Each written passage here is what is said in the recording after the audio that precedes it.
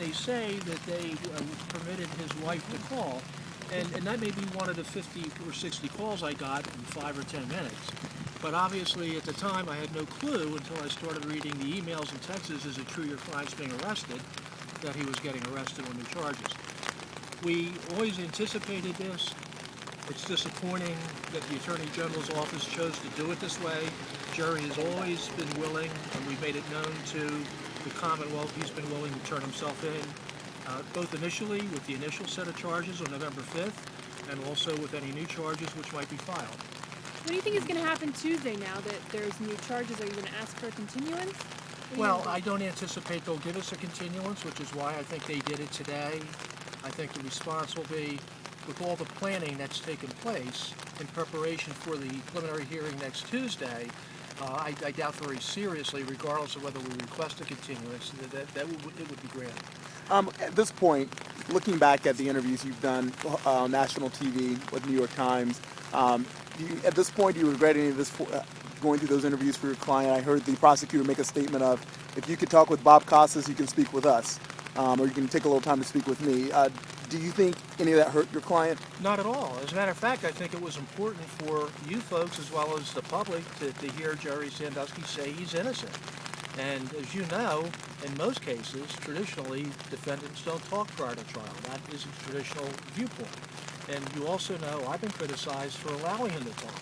But I thought in a case like this, it started so one-sided that it was really critically important that people hear from Jerry himself that he was innocent. And that's the message he put out. At this point, $250,000 bail and electronic monitoring, does that mean house arrest? Yes, basically.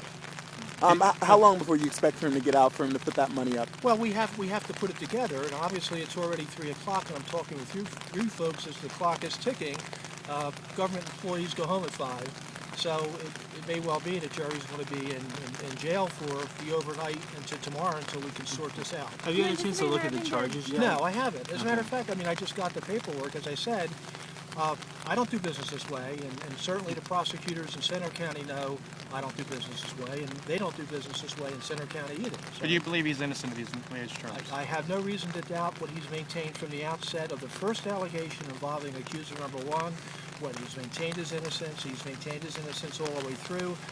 I think with all the talk about money suits and suing Penn State and suing the Second Mile that everyone now knows has $9 million in assets, I think it's an invitation for more people to come forward who may not necessarily be forthright. So we're going to have to sift through all the allegations. But are you prepared to defend these 2 new ones at the prelim on Tuesday? Sarah, you know better than that. Well, I mean, have they talked to you? Yes. Is this an additional prelim or is this the same one? You know, we could have a preliminary hearing tomorrow, and I'd get ready for it. I know. I'm saying, are they going to? Will the charges be added to the docket? Absolutely, they will be. Okay. Now you walked into the hearing. You said, Jerry, when are you going to listen to me? You said something to that effect. Was that a scolding, or can you discuss? It was a scolding. Okay. It's sometimes you have to be parental with clients, and I told him, and I told Jerry as recently as yesterday, but I had told him before yesterday, I anticipated the Commonwealth would pull this tactic, where they wouldn't call me, wouldn't give me the courtesy as his attorney of notifying me he was being arrested, even though they knew I was his attorney.